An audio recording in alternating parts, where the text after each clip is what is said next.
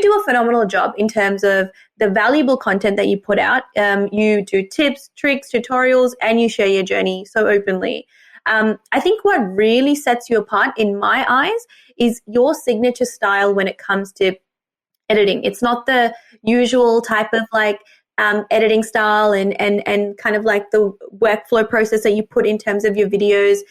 You are really good at not only optimizing your video for Instagram, then you go and optimize it for YouTube and you optimize it for TikTok and you really do your research. And I always get this question like, hey, like what tool do you use and how do you edit and da-da-da-da-da. But I feel like you have so much more to add when it comes to the space of editing, because even when I edit my vlogs, I go and watch your videos. I love that you add the sound effects and you put in a lot of effort into everything. It's not just a half-hearted job. And it's very easy to put a half-hearted job into something where you're still growing. Like people put in a lot of effort into spaces that they're really well known on. And so like Instagram, I get it. Like you'd put in your effort, you've got a huge following. YouTube, you're still growing. But I see the little details as someone who also edits. I see the little sound effects and I see all the transitions that you do. What was your journey like in terms of the world of editing? How did you get into it? Are you self-taught? What was that process like? How do you learn if you want to do a certain transition? Tell us a bit about all that. Well, thank you, first of all. That's really sweet. Editing to me was actually so foreign. I've never edited before. And when I first started making like videos, I was using iMovie. And that's how I did majority. That's actually how I gained majority of my following. I think I got up to like close to like 150K to 180K just using iMovie. And a lot of the things that I did were like in camera transitions. And that was all really self-taught. I would look at videos. So I got a lot of inspiration from travel videos. I love travel vlogs and things like that. And they always do like these cool transitions. And I was like, well, why didn't anyone do that with makeup? This is like back when I first started back in like 2016, 2017. So I was like, why doesn't anyone do that? And like some of them are so simple. It's like you just cover the camera with your hand and then uncover it and something's different, right? And a lot of the things that I did were in camera transition. So it wasn't very hard to edit together. It was really just clipping two things together. And what I learned through that process was when you're doing these transitions is you want to get the transition to be as like seamless as possible. So that was a process of learning of like, well, how do I get it to align perfectly so that when I go to edit, it looks really like it looks like I edited it together, but really it was just the way I filmed it. And that came with a lot of practice. That came with a lot of like say if I snapped and my face changed, like when I snap, I like measure out exactly like where my hand lands. Like, oh, okay, it's close to my mouth. My elbow's like tucked against my boob. My finger landed like this. Like I'll like note all those things when I'm doing the transition. So then when I go to finish up the transition, I make sure I'm in that exact same spot again. Wow. And I get it as close as I possibly can.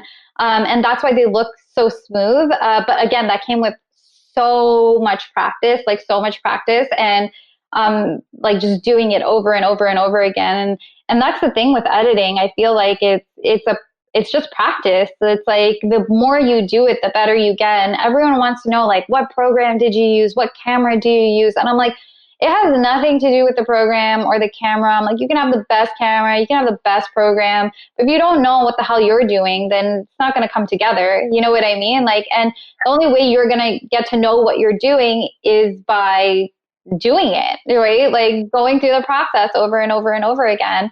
In terms of switching over, I use Premiere, I use Adobe, and now I put in little effects and like sound effects and like transitions and things like that. That I learned mainly from the guy that I mentioned before, Infinite Movement Sahil.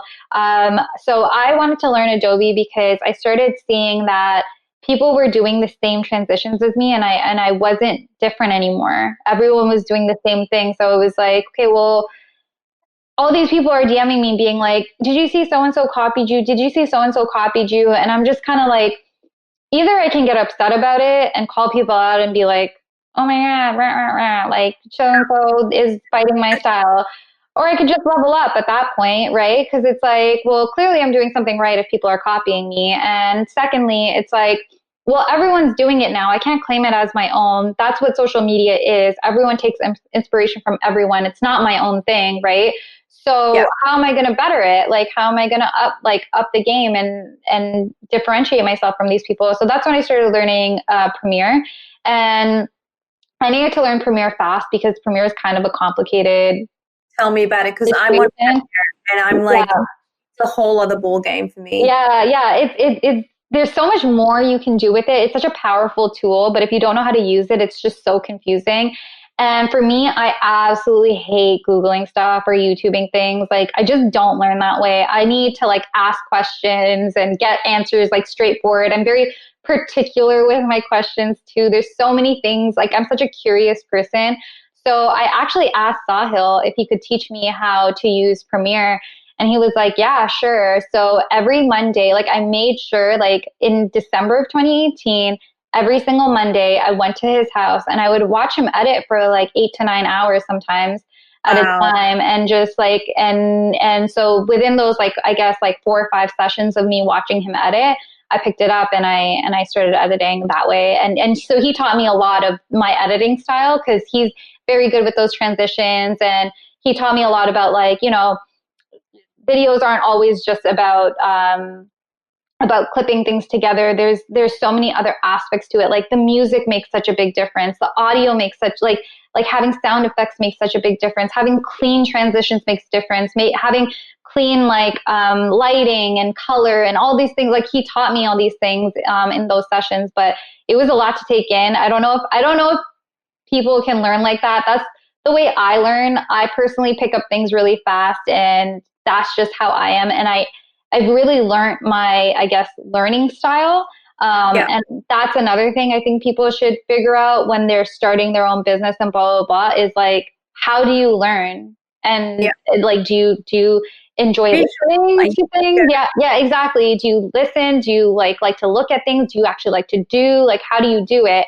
And figure that out and then use that to your benefit, right? Because like so many people ask me like, well, how did you do this? And I was like, well, I watched some guy edit for like 8 to 10 hours. I don't know if you have that kind of time, but yeah. like, you probably don't. And so like you got to figure out what works for you. Maybe find YouTube videos, maybe find like these things aren't really going to be handed to you. You kind of have to go searching for them. Exactly. But I think like it's so easy to jump on YouTube and watch a tutorial, but it's actually really funny because I speak to a lot of friends who come to me saying, hey, how do you edit this? How do you do that? And a lot of people just don't actually put in the effort to go looking for an answer. Like Mhm. the fact that you reached out to your mate, I'm sure so many of us have friends in the photography space or cinematography space that we can go pick their brains about or go on YouTube and watch a tutorial. And I just love how you going every Monday and watching him edit for 8 to 9 hours is you holding yourself accountable Oh on a yeah. weekly basis all throughout the month of December, saying, you know what, this is a skill that I want to master and I'm going to take it on like a class and I'm going to do it. Because I think when you watch YouTube, you're only watching it when you're in the middle of editing, trying to figure out a particular transition. Then it delays you and then you're just like feeling really unmotivated. But you thought ahead and you're like, no, I'm going to learn this program and I'm going to go and edit with him or figure things out. And I love that you did that. And I think a lot of people don't think about that. And you think that people don't want to help you. People do. You Oh, just don't ask them. that is one thing that I always tell people. I'm like, man, there are so many people out there that want to help you, that are willing to help you, that'll straight up just give you answers. You just don't ask. Like, there's so much power in asking. And like, I don't know why people don't, because the worst thing that could happen is someone refusing. And then you're just at square one. Like you're back in the same position you started in. It's not like you lost anything. So what's the difference at this point? Like you might as well just ask, you Yes, know? exactly. And there's just some like crazy stigma that, oh, they're just going to say no and I just don't want to go through that. But you'd be surprised at how many people are willing to help. And I've noticed, especially during this quarantine period, people have been so giving because they have so much more time on their hands and they're realizing that you feel fulfilled when you help someone. You genuinely feel good about yourself. So they're in it for something too by supporting you. So anyone listening, just get out there, send an email, send a message, tap into Mm. your networks and just ask for the help. Sorry, I know. I want to add one thing to that is I feel like people don't ask or like people don't go after things because they're so afraid of rejection or failing or whatever it is. And my thing to that is kind of like, that's the whole point. That's the whole point of doing things. Like that's the whole point of figuring things out. That's kind of how the learning process works. Like you're not going to become an expert overnight. You're not going to like have this success and have this fame and have this like amazing job or whatever it is you're going after overnight. So why are you so afraid of failing? Like it's a part of the process and it only gets you one step closer to where you want to be, because now you know that this thing didn't work or that thing didn't work or that person wasn't the person to ask, but maybe I should ask this person, or maybe that person led you to that person. Like you don't really know until you do it. So why are you so afraid to do it? Like what's really holding you back? It's your own fear of just failing. But I don't know if it's like the embarrassment or whatever it is, but it's like at the end of the day, without doing these things, without failing, you wouldn't be where you are today. Like your whole life is just a whole bunch of mistakes and failures that have led you to be to where you are today, that have bettered you as a person as you grew older.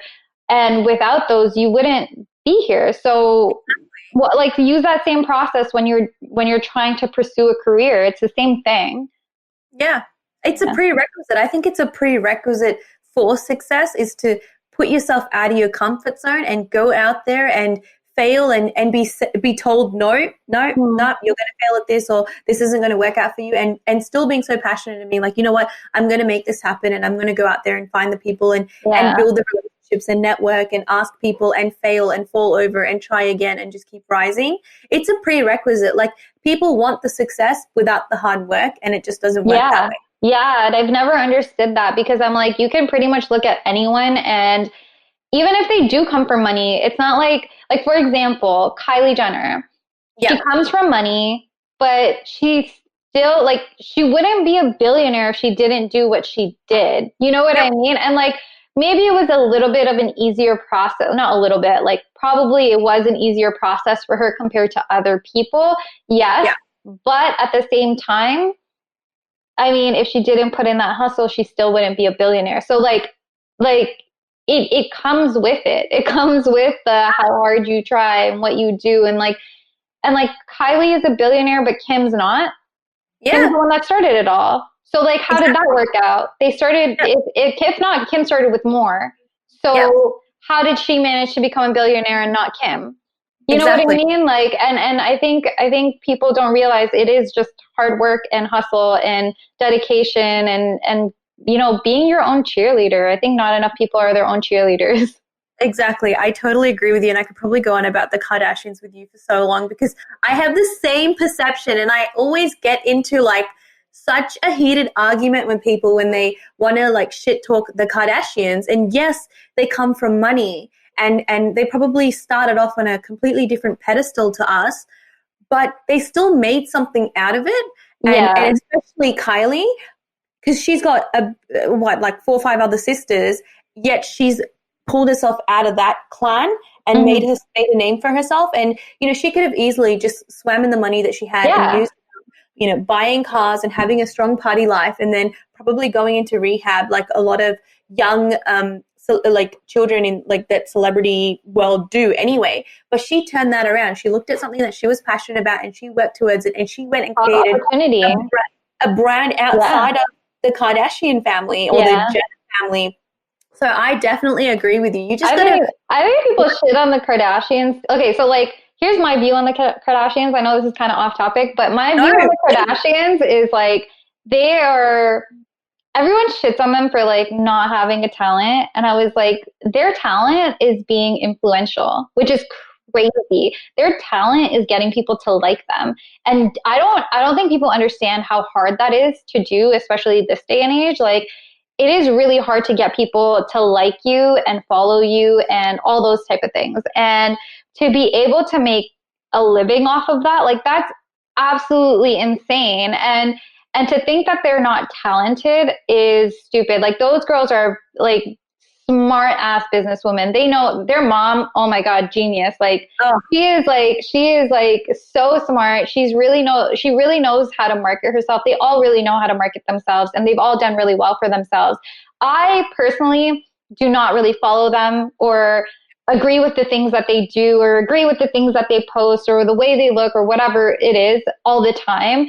But to each their own. Like, I could care less what they're doing. It's not my life. Like, if that's what's making you money and you're hustling and it's working for you, cool, do your thing. If that's what you want to be known for, cool, do your thing. You know what I mean? And it is working for them, and cool. So I don't really understand why people take the time to shit on them. I'm like, they're just doing their thing. Just let them do their thing. Like, whatever at that point. If you don't like it, don't follow them. Like, you guys are the reason she's so famous, because you all talking about her. Like, what did you think was going to happen then, you know? Exactly. And especially because their life is under so much scrutiny. I don't even think I'm saying that word right. Because of their show, it's actually harder to be influential, because it's so much easier for them to be judged and for people to shit on them and hate on them. Yet, you know, she'll drop a lip kit and it gets sold out in an hour or less. Exactly. So you're right. They're very, very strategic and smart, and they've hustled and they figured out the psychology behind marketing and how to tap into a certain target market and brand themselves and bring out these product launches and support each other. Like, they have a brand as a family, and then each of them have their own individual brand. Yeah, exactly. It's like crazy. And to like still, like, you know, to have a team and work with a team and ensure that that team is happy and cooperates with you and isn't leaking information. Like, there's so much that goes on behind the scenes, but they've been very successful at it, and we can't deny that. So I agree. I align with your sentiments so much when it comes to this. Thank you. Finally, someone that thinks, because everyone else is like, they don't have a talent. I don't know what you want, and all of that jazz. So